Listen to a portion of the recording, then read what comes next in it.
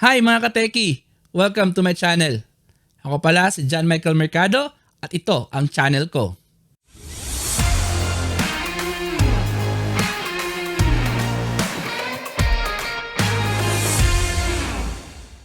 Sa mga bago pa dito, ang channel ko po ay tungkol sa mga tutorials, tips and tricks sa mathematics, pati na rin sa mga applications na ginagamit ng mga guro. Kasi po, I am a teacher by profession. Ngayong panahon ng pandemya, bilang isang guro, talagang mahirap, lalo na't hindi mo nakikita ang iyong mga estudyante.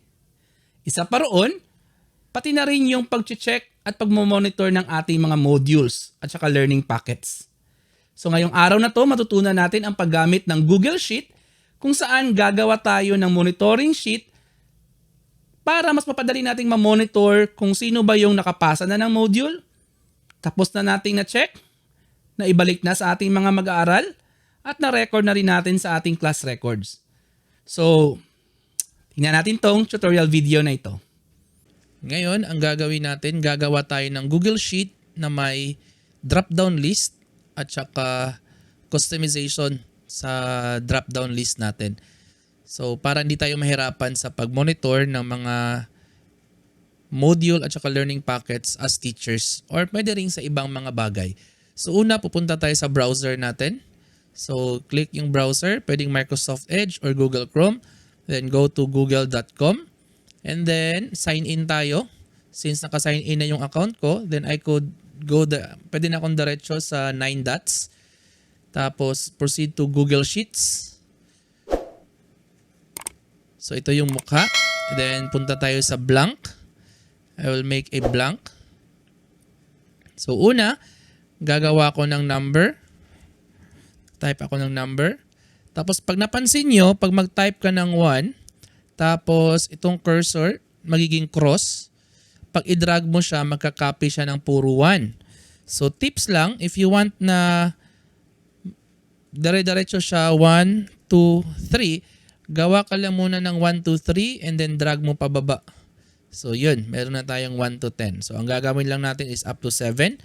For now. So, yun lang muna yung gagawin natin. So, second is name column. Name ng student. And then, name lang ako ng student 1. Tapos, drag ko na lang pababa. Yan, student 1 to 7. And then, let's say subject. Math. Tapos, science. Tapos, English. So, kasi nga kokopyahin natin yung pinakita ko kanina na demo. So, ngayon, gusto ko lang i-highlight, tapos align center para naka-center siya. Tapos naka-bold yung nasa taas. Tapos dito, para meron akong guide, highlight ko lang yung sa taas. Tapos merge cell. Pangalanan ko ng learning module first grading. So, huwag kalimutan pala, tapos align center. Huwag kalimutan, bold ko lang siya. Dapat change mo rin yung file name. Let's say, LM monitoring sheet. Kung anong grade yan siya, pwede mong lagyan ng grade. Let's say, LM monitoring sheet, grade 7. Then dito, i-rename mo rin yung sheet para masundan mo. So, grade 7. Yan na. So, nakagawa na tayo ng initial natin. So, next, paano ba gagawa ng drop-down list? Mahirap ba siya o madali lang? So, basically, kailangan lang pag-aralan. Okay? Wala namang bagay na hindi madali pag pag-aralan yung isang bagay. So, kasi nga, it's a skill, so pwedeng matutunan kahit sino. So, una, ito lang munang cell natin. By the way, sa Google Sheet pala, meron tayong tinatawag na column. Ito, column A, column B, column C, and so on and so forth. Yung sa gilid naman is yung tinatawag natin na row. We have row 1, 2, 3, 4, 5, and so on and so forth. Bakit importante ito? Kasi pag iselect mo yung cell, ito siya, ang naka-highlight kung na-observe nyo, meron tayong column dito, A, B, C, D, E. Tapos dito naka row numbers. So kung papansinin nyo, mayroong gray na parang highlight. So kung saan yung cell na nakaselect, mag-change yung column at saka yung row. Okay? So una is, ang gagamitin lang muna natin na cell is itong si C4. Okay? So madali lang to.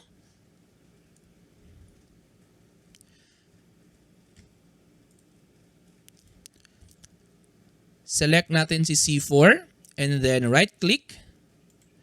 Pag right click natin, andun sa baba, ito, data validation.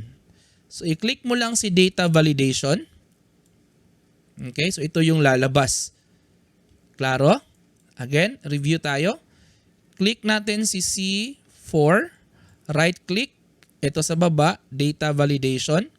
Click, tapos lalabas tong data validation na table. So, drag ko lang muna dito. So, si cell range, ito yung range ni column dito ni cell kung hanggang saan siya. Okay? So, ngayon, isa lang muna yung gagawin natin para hindi tayo mahirapan. And then, pagkatapos nyan, punta tayo sa list range. Ito siya. Huwag mo nang iibahin yan. Click ka lang dito sa select data range. Kaso, wala pa tayong pagpipilian kagaya kanina, yung pinakita ko na submitted, recorded, check, returned, at saka incomplete. So gagawa muna tayo. Pero wag dito na sheet kasi ito yung para sa monitoring mo. So close ko muna to. Punta tayo dito sa plus sign sa baba. Add sheet tayo. Yan. Tapos lalabas yung sheet 2. Rename ko lang remarks. Okay. Tapos dito, rename ko lang ng remarks para meron lang akong guide. So, yung ginawa natin kanina is submitted. Tapos check. Tapos recorded. And then return kung nabalik na yung module. And then incomplete. Okay. So 5. Submitted, checked, recorded, returned, and incomplete. So balik tayo dito sa sheet na grade 7 monitoring. Then right click tayo. Balik pa rin, data validation. And then after that, pwede na tayo mag-proceed sa enter a range or formula. Click natin. Since wala tayo dito sa monitoring sheet, i-click mo lang yung remarks na sheet. Tapos, click, tapos drag lang pababa. Yan. Napansin mo, A2, tapos may colon. Sorry, nawala. So, A2, tapos may colon, tapos A6, meaning A2 na cell pababa. Huwag mo nang isali si remark kasi guide lang to natin. So, submitted, check, recorded, returned, and incomplete. Ito yung nakaselect. However, ang problema nito, pag mayroon kang idagdag dito, iiba na naman yung formula. So, I would suggest, drag tayo pababa kahit papuntang A10. Sir, bakit kailangan i-include si A10? Eh, wala naman. Kasi nga, if magdadagdag tayo in the future, kung gusto mong dagdagan yung remarks, hindi ka na babalik sa formula at kailangan mo nang ulitin from the beginning. Dagdag mo lang yung remarks dito, automatically dadagdag siya doon sa remarks sa mga subjects na imo-monitor natin. Okay? So, kailangan lang mag-leave ng blanks. Kung ilang gusto mo, ikaw na bahala. Okay? Then click this one. Okay? Meron na tayong remarks. And then tapos na. So, save natin. Babalik tayo sa grade 7 monitoring sheet. May makita kayong drop-down arrow na ganito. So, pa-i-click mo siya, eto na yung 5. Okay? Let's say, magdadagdag tayo ng isa. Example lang. Sample. Okay? So, automatically, dadagdag siya sa list natin. So, delete ko lang ulit. Say, sample lang yun kanina. So, tapos na tayo. So, ang gagawin lang natin after dito is idadrag na lang natin siya. So, from this one, select the cell, go to the corner, eto. Then dapat, instead na arrow yung cursor, mag-change siya into this one. Parang cross na manipis. Okay ba? Tapos, pwede mo siyang i-drag. Pa-side muna. Yan. Tapos, pwede mo siyang i-drag dito, pababa. Okay? Isa-isa. Sir, pwede ba isahin? Okay? I-undo natin. Pwede ko ba siyang i-drag sabay? Ganyan. Tapos pababa. Ulit tayo. Ganyan. Tapos pababa. Hindi siya magdadrag. Okay? So, isa-isahin lang muna. So, drag tayo horizontal. So, yan. Magti-take effect na yan sila. And then, drag tayo vertical. Ang problema, since na-copy na natin to, wala pa tayong kulay. Kung mag-select tayo, submitted, recorded, returned, wala pang kulay. Okay? So, I would suggest, huwag mo nang kopyahin yung formula. Dito muna tayo mag-create. Para ito lang muna yung galawin natin. So, second, tapos na tayo sa data validation. Madali lang, di ba? So, pwede nang kayo yung gumawa later on sa mga subjects nyo o kung ano pa yung mga work na kailangan nyo. Click natin yung C4 pa rin. Right-click. Then, we will proceed to conditional formatting. Taas ni data validation. So, lalabas yung window na ganito sa gilid. So, nakikita C4. So, ngayon, ang gagawin natin, dito tayo sa formula rules. So, select natin yung may drop-down arrow. Click yan. Punta tayo sa custom. Okay, baba lang. Eto, pinakababa. Custom formula.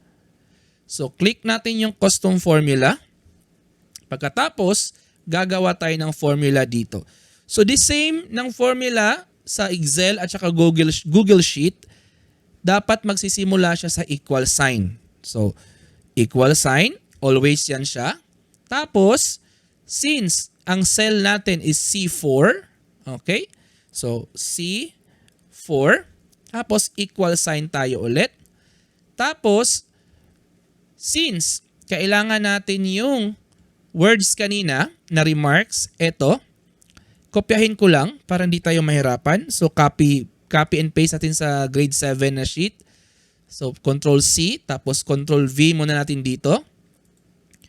O, pwede dito lang muna. Ayan. So, balik ako. So, eto, nakikita pa rin yung conditional formatting natin. So, click ko ulit. And then, balik lang ako sa equal sign. Tapos, lagyan ko ng quotation mark. Yung unang word is submitted. So, click ko lang. Copy, Control C, Control V. Tapos, end with another quotation mark. So, ibig sabihin, si C4 na may word na submitted, pwede kong ma-customize yung text dito. Let's say, gusto ko ng kulay green na background. And then, gusto ko yung black na font. Ayun. So, font, text color, at saka fill color. Yung fill color, yung kulay ng box. Yung font color naman, or text color, yung kulay ng text. After that, wag mo munang i-click yung done. Since meron pa tayong 4, add another rule lang tayo para hindi tayo pa ulit-ulit nagagawa ng ganito. Okay? So, add another rule. Kung baga magka-copy-paste siya, select natin yung check na naman, Control C, palitan lang natin. Tapos Control V or paste, check. And then palitan ko na naman ng kulay, let's say yellow. Yun. Tapos red pa rin yung text. Another rule, paulit-ulit lang to. So kaya napakadali lang. Copy-paste na naman si recorded. Control-paste. Let's say gusto kong kulay is blue. Eto. Then next, I will go to another rule. Add another rule. Return na naman tayo. Control-C. And then Control-V. Paste. Return. Nasa uli na sa bata. So, ano pa yung kulay na kailangan natin gamitin? Pwedeng, let's say light green. Ito. Tapos, last one, incomplete. So, copy pa rin. Paste, highlight. Again, huwag kalimutan, dapat hindi ma-delete si quotation mark. So, red yung gusto ko. Tapos, font, white. Okay. So, click natin yung done pagtapos na. So, makikita mo dito, pag i-click mo yung cell, makikita mo yung conditional formatting natin. So, double check natin. Submitted green, check yellow, and then dapat tama yung spelling talaga. Okay? Tapos, recorded, blue, returned, light green, incomplete, red. Pwede ko ba siyang i-change? Pwede. Let's say, gusto kong i-purple, tapos white. Okay, done. Yan. So, yan yung gusto ko.